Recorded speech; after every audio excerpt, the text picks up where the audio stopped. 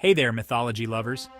Welcome back to another enchanting journey through the annals of ancient tales.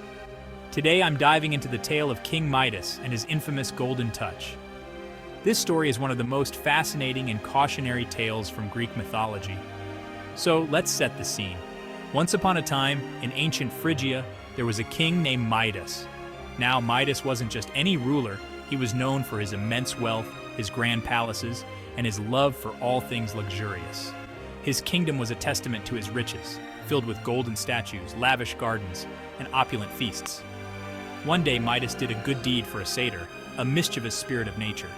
This satyr, named Silenus, had wandered into Midas's rose garden and fallen asleep after a night of revelry.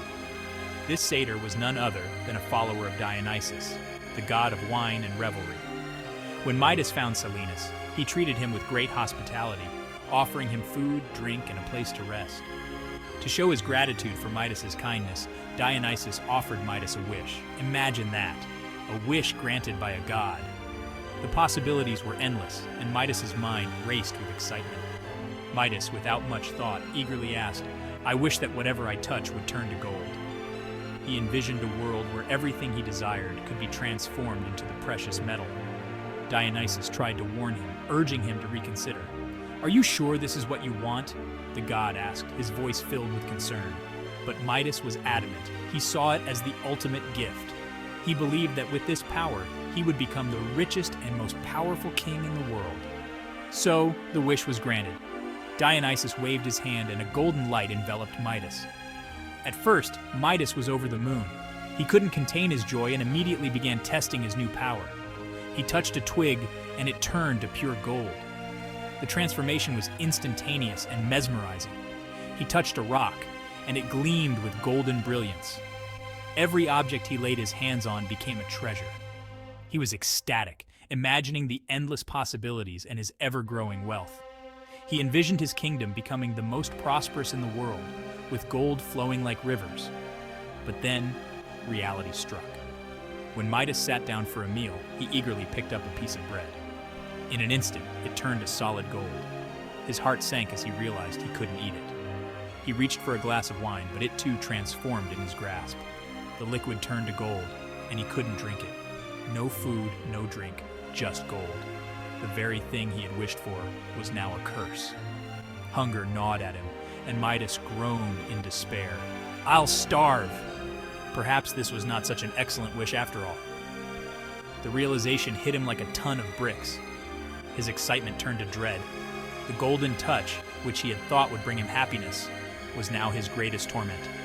Seeing her father's distress, Midas's beloved daughter rushed to his side. She couldn't bear to see him in such agony. She threw her arms around him to comfort him, but oh, the horror, she turned to gold as well. The sight of his daughter, now a lifeless golden statue, broke Midas's heart. A lifeless golden statue in his arms. The weight of his mistake was unbearable. Heartbroken and terrified, Midas cried out, "The golden touch is no blessing! It's a curse!" Desperate to reverse his wish, Midas prayed to Dionysus, begging for mercy. He realized that all the gold in the world was worthless without the love and life of his daughter. The god, taking pity on him, told Midas to wash in the river Pactolus. Dionysus's compassion was a glimmer of hope for the desperate king. Midas did as he was told, and as he submerged himself, the golden curse flowed from him into the river, which became rich with gold deposits. The river Pactolus to this day is said to carry traces of gold. Midas emerged from the water, relieved and grateful. He had learned a hard lesson. True wealth isn't measured in gold or material possessions, but in the love and life around us. So the next time you wish for something, be careful what you ask for. The allure of material wealth can often blind us to what truly matters. Sometimes, the greatest treasures are the ones we already have. Cherish the love, health, and happiness in your life. Thanks for tuning in, and if you enjoyed this tale, make sure to like and subscribe for more mythological adventures. Your support helps us bring more stories to life. Until next time, stay curious. And remember, the true gold lies within our hearts and the connections we share.